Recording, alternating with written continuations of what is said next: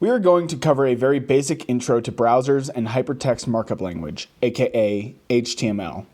Without getting into an entire history of computer science, we must first quickly address the term protocol. In network computing, a protocol is a standardized way for computers and software programs to handle certain data transfers or network tasks. The most common one you've probably heard of is HTTP, or Hypertext Transfer Protocol, which defines how hypertext files should be transferred over the internet. But there are countless others. For example, the IP, or Internet Protocol, as in IP addresses, defines how these messages should be routed across a campus, nation, or the entire world. Hypertext Transfer Protocol, or HTTP, is a core protocol for the World Wide Web, developed in the early 90s.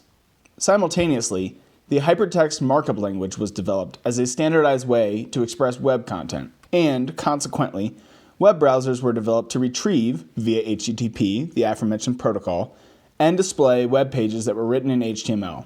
Voila! That's the basis of the World Wide Web. Let's run through a quick example. Let's say I want to make a web page to convey information about how awesome my dog is. So I write up a page in HTML that details all the great things about my pupper.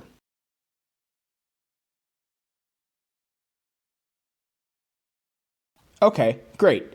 So for this next part, we're going to pretend that I have a web server somewhere that hosts this web page. That's outside of the scope of this series. Just know that the web server's job is to handle page requests. Now let's say somebody wants to retrieve information on my dog Moose. They'd like to know why my dog is so great. They type into their browser www.moose.com/information. Hayden from the future here recording this video. While I was getting clips for this, I realized that moose.com is a case of domain squatting, which is an interesting topic I will make a video about in the future. But if you would like moose.com, you may rent it for $15,000 a month. Okay, back to the video. Their browser calls out to my web server and asks for the HTML page at that address. Historically, you may have seen this in the URL bar as information.html. In fact, if we inspect this page or view the source, we can see that it really is just a simple HTML file, like the one we just made for Moose. It's essentially the same today, but there's a little more than just HTML included. We'll get to that later in this series. The browser makes a GET request, which looks something like this.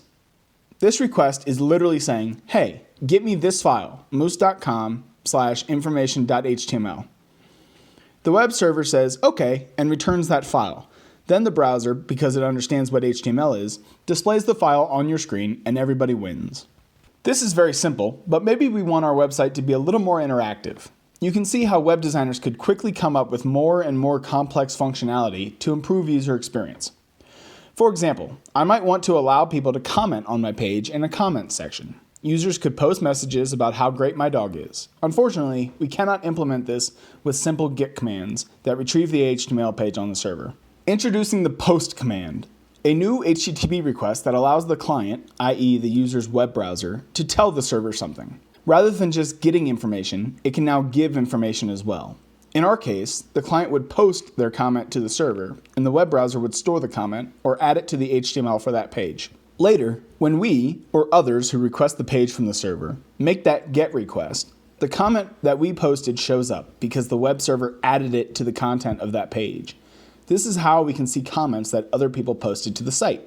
Similarly, we might want to make our website more visually interesting, or have it do some fun things when the user accesses the page. Maybe I have a picture of my dog on the page, and when users click on the picture, it plays a barking sound. That would make my page stand out a bit over other pages about dogs for sure. The FitnessGram Pacer test is a multi-stage aerobic. For this reason, JavaScript was developed in the mid-90s. Now, with these HTML script tags, we can have the browser do some dynamic things like onload, onClick, or on-mouse over events, and other similar functions. Now, we can define cross-site scripting, or XSS, as the injection of scripts. That is, if we can get a website to run or execute JavaScript that we give it, we consider that website to be vulnerable to cross-site scripting. This has been the basic principles behind browsers, web pages, and HTML. In the next video, we'll start to get into the most basic forms of cross-site scripting and how malicious actors can get web servers and browsers to misbehave. Thanks for watching. See you on the next one.